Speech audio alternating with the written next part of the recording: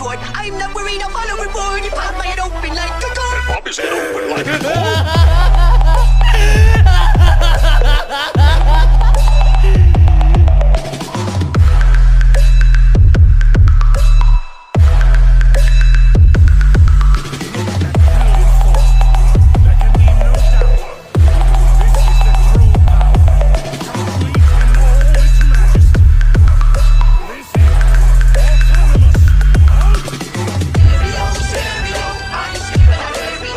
इस एपिसोड की स्टार्टिंग में हम देखते हैं रैन को। रायन एक रेलम से दूसरे रेलम में ट्रैवल करना जानता है, पर हाँ आज रास्ते में काफ़ी अजीब चीज़ें हो रही है।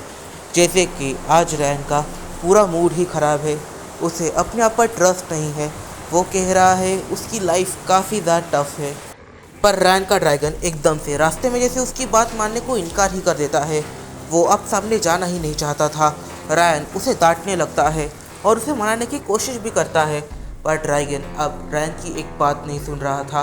रेड है कैरेक्टर भी ट्राई करती है, पर ड्रैगन को किसी भी फर्क नहीं पड़ता। अब रैन को अपने ड्रैगन के नीचे उतरना पड़ जाता है। जब रैन अपने ड्रैगन के नीचे उतरता है, तब वो अपने ड्रैगन को जैसे फ्री कर देता है। तुम्हें जाना जहाँ पर है तुम वहाँ पर चले जाओ। और वो ड्रैगन जैसे पूरी तरीके से वहाँ से निकल ही जाता है। अब रैन को पूरा का पूरा सफ़र पैदल चलना था कि तभी वो रेड है कैरेक्टर की तरफ देखता है और कहता है, अगर तुम चलो तो तुम्हें प्रॉब्लम तो नहीं होगी ना। रेड है कैरेक्टर को इस चीज़ का एक्सपीरियंस था तो वो हाँ करती है। Superior Holi realm of God जाने के लिए एक रास्ता है, पर वो रास्ता जंगल से होकर गुजरता है। कोई भी उस रास्ते के थ्रू ट्रैवल नहीं करना चाहता, क्योंकि कहा जाता है कि जो भी लोग मर चुके हैं वो उस जंगल में रहते हैं।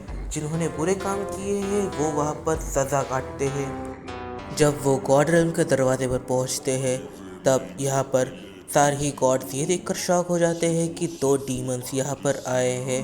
पर तभी वो रैन के अंदर कुछ अलग ही फील करते हैं। रैन इस पॉइंट पर कहता है, मैं यहाँ पर एक काफ़ी बड़ी रीज़न की वजह से आया हूँ, तो फिर मैं यहाँ पर कोई भी प्रॉब्लम नहीं करूँगा। और यहाँ पर रेड है कैरेक्टर और रैन गॉड रेल्म के अंदर एंटर करते हैं। डिवाइन सिटी के दरवाजे पर सारे ही गॉड्स इनके ऊपर नज़र रखे हुए थे। ये क्या कर रहे हैं, कहाँ जा रहे हैं और आखिर इनका गोल क्या है। कि तभी सिटी के अंदर डिवाइन टाइगर एकदम से अपना कंट्रोल खोता है और वो हर उस गॉड के ऊपर, हर उस बीइंग के ऊपर अटैक कर रहा था जो उसके सामने आता है। सारे ही गॉड यहाँ से वहाँ से भाग रहे थे। सुप्रीम गॉड चीज़ों को हैंडल करने की कोशिश करते हैं, पर वो कुछ भी नहीं कर पाते और रैन को सामने आना पड़ जाता है। इस पॉइंट पर वो जो बीस्ट है वो एकदम से रेड है कैरेक्टर की तरफ अटैक करने के लिए आगे बढ़ता है और वो अटैक कर भी देता है, बट रैन बीच में आकर उसे एकदम से बचा लेता है। इस पॉइंट पर रैन अपने वेपन को यूज़ नहीं करता और वो यहाँ पर टाइगर की जान नहीं लेना चाहता। वो उसे अपने हाथ दिखाकर रोकने की कोशिश करता है, पर टाइगर उसके ऊपर भी अटैक कर देता है, बट रैन उसके सारे अटैक्स को डॉज करता है। और अब वो टाइगर एकदम से रैन के ऊपर काफ़ी सारा डेंजरस अटैक करने लग जाता है, बट रैन को उन सारे अटैक्स को डॉज करना पड़ता है। रैन एकदम से जंगल की तरफ भागता है और यहाँ पर टाइगर उसे एक शिकार देखकर उसके पीछे जाने लगता है। रैन उसे सिटी से दूर ले जा रहा है, पर जंगल के अंदर जैसे ही वो लोग काफ़ी ज़्यादा अंदर एंटर करते हैं, रैन एकदम से अपने वेपन को निकाल लेता है और जो टाइगर है वो एकदम से रुक जाता है। और इस बारी वो रैन के साइड से निकलता है। रैन को कुछ भी समझ में नहीं आता, वो अब उस टाइगर का पीछा करने लगता है। इस पॉइंट पर वो टाइगर एकदम से एक टाइग्रेस के पास जाता है। रैन उन्हें दूर से ही देख रहा था और यहाँ पर वो तीनों ही टाइगर्स वहाँ से जाने लगते हैं। रैन को इस पॉइंट पर ऐसा लगता है कि गॉड्स ने ज़रूर इसे किडनैप करने की कोशिश करी होगी। कि तभी सीन में एंट्री होती है खुद the supreme God of God realm, यही है जो यहाँ का एम्परर है। वो जब रैन को देखता है तब वो रैन को साइड हटने के लिए कहता है और वो एक टाइप से उन तीनों ही टाइगर्स को कैप्चर करने ही वाला होता है कि रैन उन तीनों ही टाइगर्स को बचा लेता है। इस पॉइंट पर वो जो गॉड है वो रैन से कहता है, तो तुमने आखिर ये क्यों किया, अब तुम मुझे एक्सप्लेन करो। और फिर वो गॉड एकदम से यहाँ पर रैन के पास्ट को देखने की कोशिश करता है। वो ये जान पाता है कि रैन ये काफ़ी हद तक एक गॉड है, पर हाँ वो रैन के बारे में 25% ही जान पाता है, क्योंकि वो 25% गॉड है।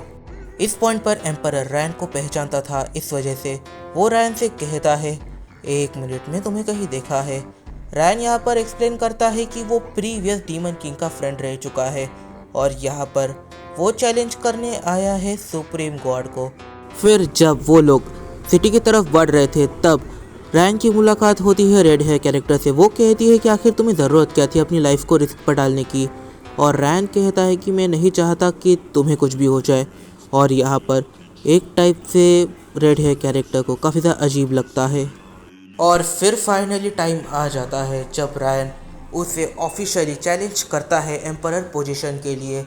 और यहाँ पर वो रायन को काफ़ी ज़्यादा वीक समझने की गलती नहीं करता, क्योंकि Ryan seriously previous demon king का फ्रेंड था और प्रीवियस डीमन किंग की स्ट्रेंथ ऑलमोस्ट इस गॉड के, इस एम्परर के लेवल पर थी। तो ये उस चैलेंज को एक्सेप्ट भी करता है और इनकी बैटल स्टार्ट होती है। इन दोनों की बैटल स्टार्ट होती है। इन दोनों की इस बैटल में ये दोनों स्ट्रेंथ के एक सेम लेवल पर लड़ रहे थे। और यहाँ पर जो रायन है वो स्टार्टिंग में तो थोड़ा सा स्ट्रगल कर रहा था, पर बाद में वो उसकी स्ट्रेंथ को मैच करने लग जाता है। और यहाँ पर जो गॉड एम्परर है वो सोचने पर मजबूर हो जाता है कि आखिर ये कोई डीमन है या फिर ये भी एक गॉड ही है। और ये जो 25% गॉड ब्लड है, इसकी वजह से जो रायन है वो उसे ओवरपावर करने में फाइनली कामयाब हो जाता है। कि तभी रायन एकदम से अपनी स्वॉर्ड को यूज़ करता है और वो जैसे उस गॉड के एक पैर को ही जैसे काट देता है। और जब उस गॉड का एक पैर कट जाता है तब वो जैसे ज़मीन पर गिरता है। रायन अपनी स्वॉर्ड को जैसे उसकी गर्दन के पास रख देता है। रेड हेयर कैरेक्टर इस पॉइंट पर देखती ही रह जाती है, क्योंकि जो यहाँ पर रायन है वो अपनी फाइनल जो उसकी स्ट्रॉन्ग साइड है उसे दिखाने में कामयाब हो जाता है। और अब उसका बैटल स्टाइल किसी डीमन की तरह नहीं है। उसके माइंड में एकदम से शॉक भी आता है और उसे यहाँ पर ऐसा लगता है कि ये काफ़ी ज़्यादा एट्रैक्टिव बनते जा रहा है। और उसे तब शौक लगता है जब उसे पता चलता है कि रायन एम्परर की जान नहीं ले रहा, उसने बस उसे घायल किया है। और रायन एम्परर को जीने का मौका दे देता है, पर हाँ एक शर्त के ऊपर कि एम्परर अपने आखिरी दिन तक रायन की बात माने, एक गुलाम के तौर पर नहीं, एक दोस्त के तौर पर। फिर रायन और रेड हेयर कैरेक्टर ये दोनों ही ट्रैवल करते हैं बाकी रेल्म्स की ओर। और बाकी रेल्म्स ये अपने आप में ही काफ़ी ज़्यादा मिस्टीरियस थे, रायन के लिए भी और रेड हेयर कैरेक्टर के लिए भी। और जैसे ही वो टाइटन रेल्म में पहुंचते हैं, जब वो लोग टाइटन रेल्म में पहुंचते हैं जहाँ पर सारे ही टाइटन्स रहते हैं, तब जो रायन है उसका साइज सारे टाइटन से काफ़ी ज़्यादा छोटा था। पर एक काफ़ी ज़्यादा अजीब चीज़ थी कि उसके साइज़ इतना छोटा होने के बाद भी वो स्ट्रेंथ में इन्हें मारने के कैपेबल था। और जब रायन की मुलाकात इनके एम्परर से होती है तब रायन उसकी एक आँख फोड़ देता है और उसके एक हाथ को भी काट देता है। और यही नहीं, रायन ने उसे काफ़ी पूरी तरीके से धमकाया अलग, अगर तुमने मेरी बात नहीं मानी तो फिर तुम्हारी जान मैं काफ़ी पूरी तरीके से लूँगा, क्योंकि मैं एक हाफ डीमन हूँ तो ब्लड की स्मेल ये मुझे काफ़ी अट्रैक्ट करती है। बट फिर रेड हेयर कैरेक्टर जब ये दोनों डीमन रेल्म पहुँचते हैं तब रेड हेयर कैरेक्टर लूसीफर को एक्सप्लेन करती है कि आखिर चल क्या रहा है। और वो ये भी एक्सप्लेन करती है कि वो रायन को पसंद करती है।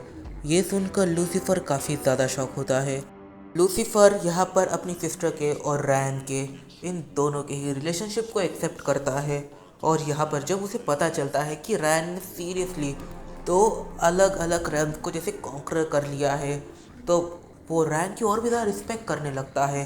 पर हाँ एक दिन काफ़ी ज़्यादा अजीब चीज़ होती है जब लूसीफर ये कहता है कि उसका अभी तक इविल साइकिल चालू नहीं हुआ है। ये काफ़ी अच्छा है।